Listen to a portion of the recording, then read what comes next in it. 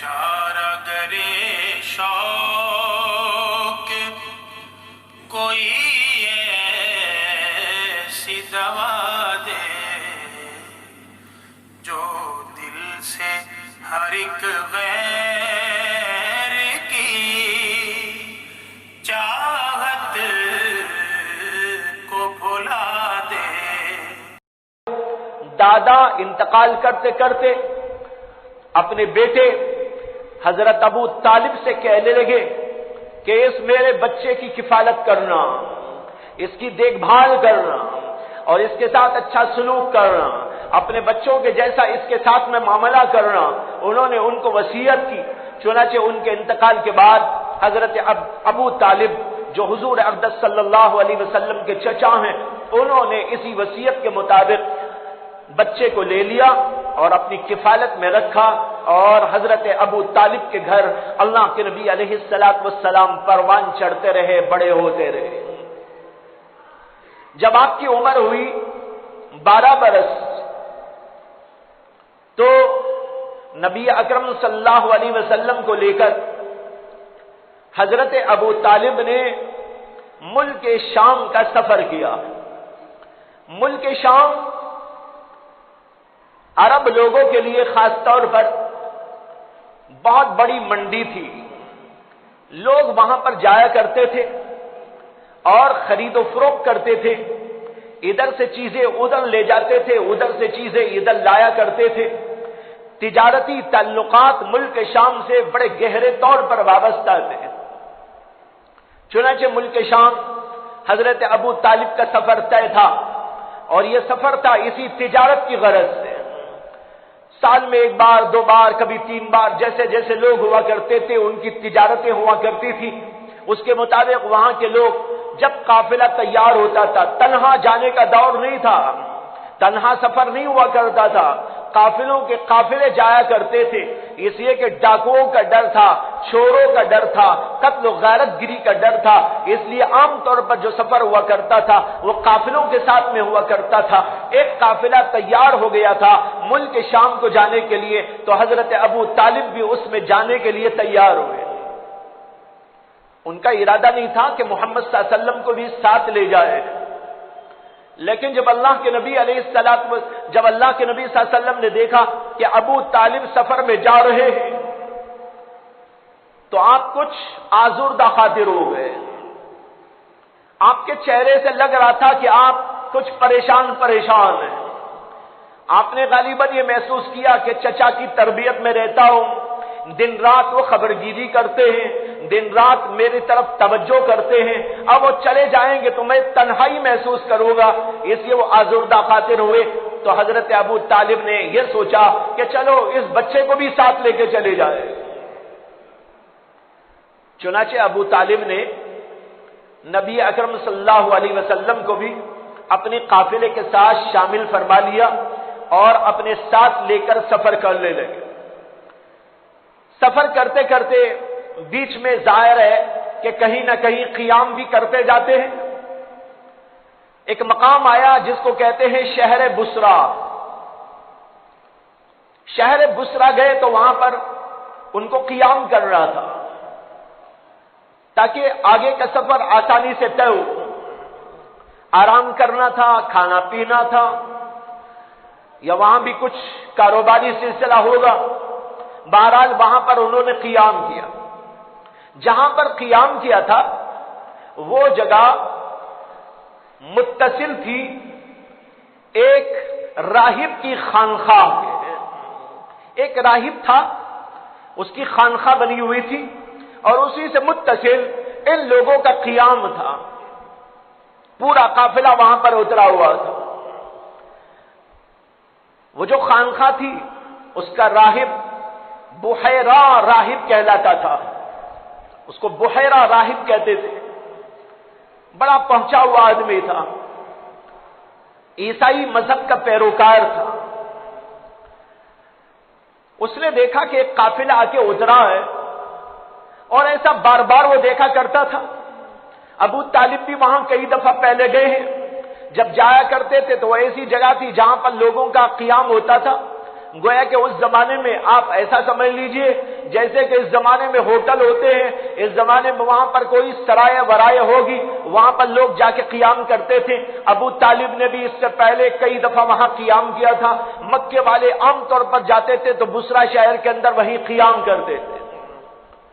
اس نے دیکھا کہ کچھ لوگ آئے ہیں جیسے کہ معمولاً آیا کرتے ہیں، لیکن اس نے محسوس کیا کہ اب کا جو قافلہ ہے اس قافلے میں کچھ عجیب و غریب قسم کی باتیں دیکھ رہا ہے۔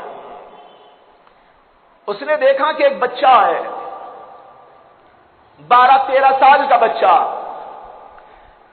وہ دیکھ رہا ہے کہ اس بچے پر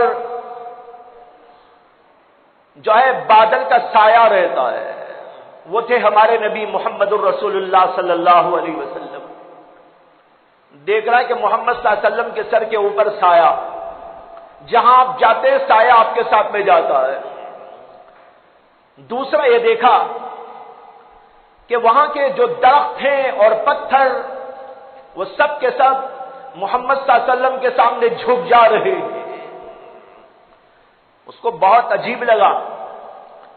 اس نے آ کر دیکھنا چاہا کہ کون ہے یہ لوگ، کہاں سے آئے ہیں اور کون کون ان لوگوں میں۔ چنانچہ وہ اپنی خانقاہ سے عموماً نکلا نہیں کرتا تھا، لیکن جب وہ اپنی جگہ بیٹھ کر یہ منظر دیکھنے لگا تو اس کو یہ محسوس ہوا کہ باہر جانا چاہیے۔ چنانچہ وہ باہر نکلا اور قافلے والوں کے پاس میں آیا اور ان سے کہا تم لوگ کہاں سے آئے ہو؟ پھر کہا کہ یہ بچہ کون ہے؟ لوگوں نے کہا کہ اس بچے کا نام محمد ہے، یہ بھی ہمارے قافلے کے ساتھ میں شامل ہے۔ اس نے کہا کہ اس بچے کے ذمہ دار کون ہیں؟ کہا کہ یہ ہیں ابو طالب، یہ اس بچے کے چچا ہوتے ہیں۔ اس بحیرہ راہب نے کہا کہ اس بچے کے ساتھ میں کچھ عجیب سی بات دیکھ رہا ہوں، اور ان باتوں کی وجہ سے میں یہ محسوس کر رہا ہوں کہ یہ رسول رب العالمین ہے، یہ اللہ کا رسول ہے جس کی بشارت ہماری کتابوں میں، تورات میں اور انجیل میں جو آخری زمانے کے پیغمبر کی خصوصیات اور اس کے کمالات اور اس کی علامتوں کا تذکرہ کیا گیا ہے، میں ایسی کچھ علامتیں اس بچے کے اندر دیکھ رہا ہوں۔ اس لیے میرا اندازہ اور قیاس یہ ہے کہ بچہ اللہ کا رسول ہے، اس لیے تم اس بچے کی حفاظت کر رہا۔ پھر اس نے پورے قافلے والوں کی دعوت کی، اللہ کے نبی صلی اللہ علیہ وسلم کے واسطے پورے قافلے کی اس نے دعوت کی اور پورے قافلے والوں کو دعوت دے کر کھلایا اور پلایا، اور پھر حضرت ابو طالب کو بلا کر کہا اس بچے کے بارے میں میرا اندازہ یہ ہے کہ یہ بچہ اللہ کا پیغمبر رسول ہے، اور یہود لوگ اس بچے سے دشمنی کرتے ہیں، اس لیے اس بچے کی حفاظت کرنا، اور میں تمہیں یہ بھی کہنا چاہتا ہوں بہتر یہ ہے کہ تم اس بچے کو اپنے ساتھ ملک شام لے کر نہ جاؤ، یہیں سے واپس کرو۔ چنانچہ حضرت ابو طالب نے وہیں سے اپنے غلام کے ہاتھ اللہ کے نبی علیہ السلام کو واپس فرما دیا تھا۔ آپ مکہ تشریف لے آئے، بہرحال یہ قافلہ آگے بڑھا، اس کے بعد جب آنا تھا آ گیا۔ یہ ایک سفر تھا اللہ کے نبی علیہ السلام کا، اور اس کی غرض حضرت ابو طالب کے ساتھ میں جانا تھا، اور ابو طالب یہاں جا رہے تھے محض تجارت کی غرض سے، اور تجارت کرنے کے بعد وہ واپس تشریف لائے۔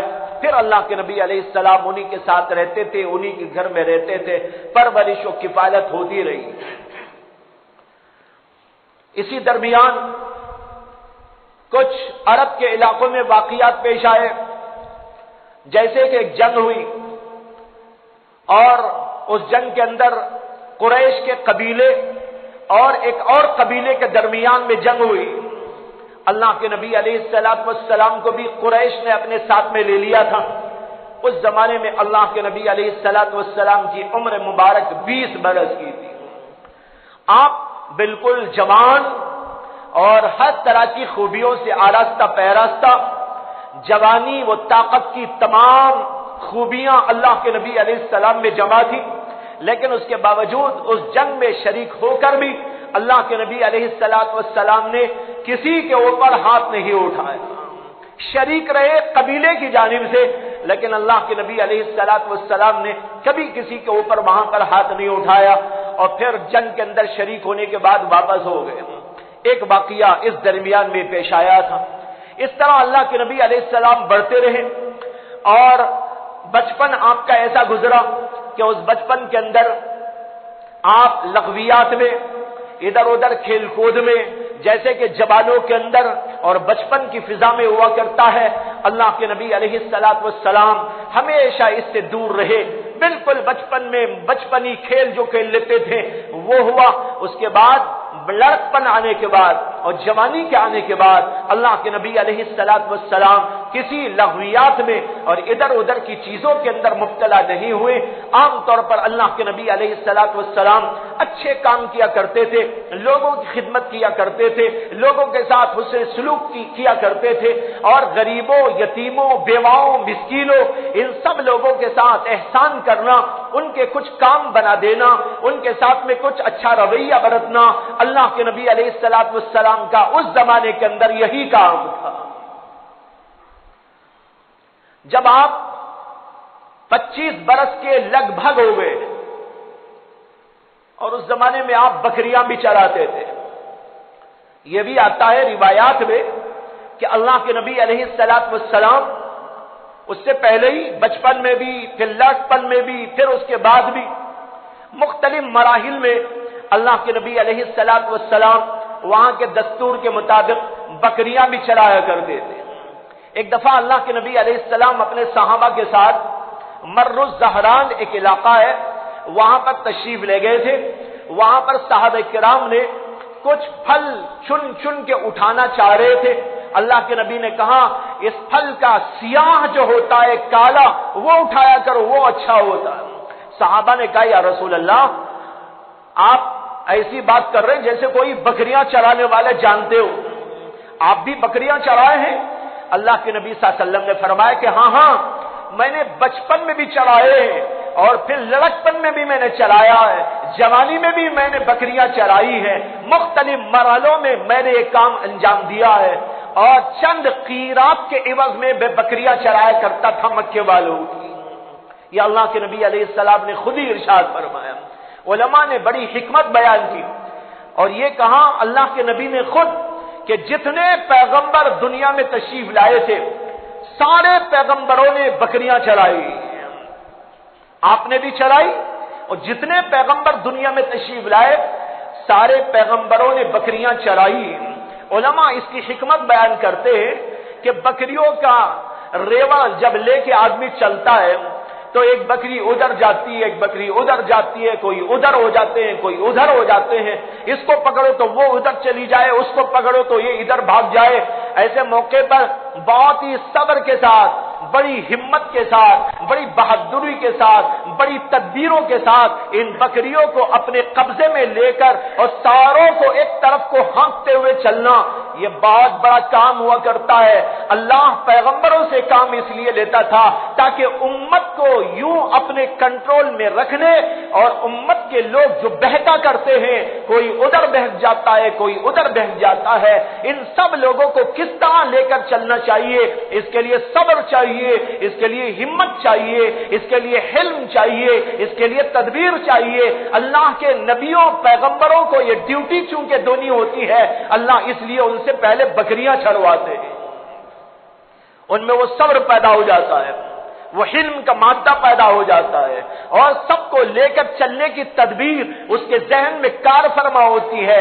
پھر وہ جب امت کو لے کر چلتا ہے تو اسی طریقے پر لے کے چلتا ہے، اور بکھرے ہوئے ان لوگوں کو ایک لڑی میں پرو دیتا ہے۔ کہاں تھے ابو بکر، کہاں تھے عمر، کہاں تھے عثمان، کہاں تھے اور لوگ، حتیٰ کہ بادشاہ بھی، فقیر بھی، پڑھے ہوئے بھی، ان پڑھ لوگ بھی، جانکار بھی، انجانے لوگ بھی، پہچان والے بھی، نہ پہچاننے والے بھی، اجنبی لوگ بھی، ہر قسم کے لوگ اللہ کے نبی علیہ السلام کے ساتھ میں آ کے جڑ جاتے ہیں، حتیٰ کہ بادشاہ بھی جڑ جاتے ہیں۔ یہ صلاحیت پیدا کرنے کے لیے اللہ تبارک و تعالیٰ نے اپنی حکمت بالغہ سے یہ اصول دنیا کے اندر جاری کر دیا کہ اللہ کے پیغمبر دنیا میں آئیں گے اور بکریاں چرا چرا کر یہ سیکھتے رہیں گے، صبر و حلم ان کے اندر آتا رہے گا، تدبیر کا ملکہ بیدار ہوتا رہے گا۔ بہرحال اللہ کے نبی علیہ الصلوۃ والسلام ان سارے مراحل سے گزرتے گزرتے جب لگ بھگ 25 برس کی عمر کے ہوئے، سارے عرب کے اندر اللہ کے نبی علیہ الصلوۃ والسلام کا نام مبارک ایک بلند ترین انسان کے نام کے طور پر، ایک صادق اور امین کے نام کے طور پر دنیا کے اندر مشہور ہو گیا تھا۔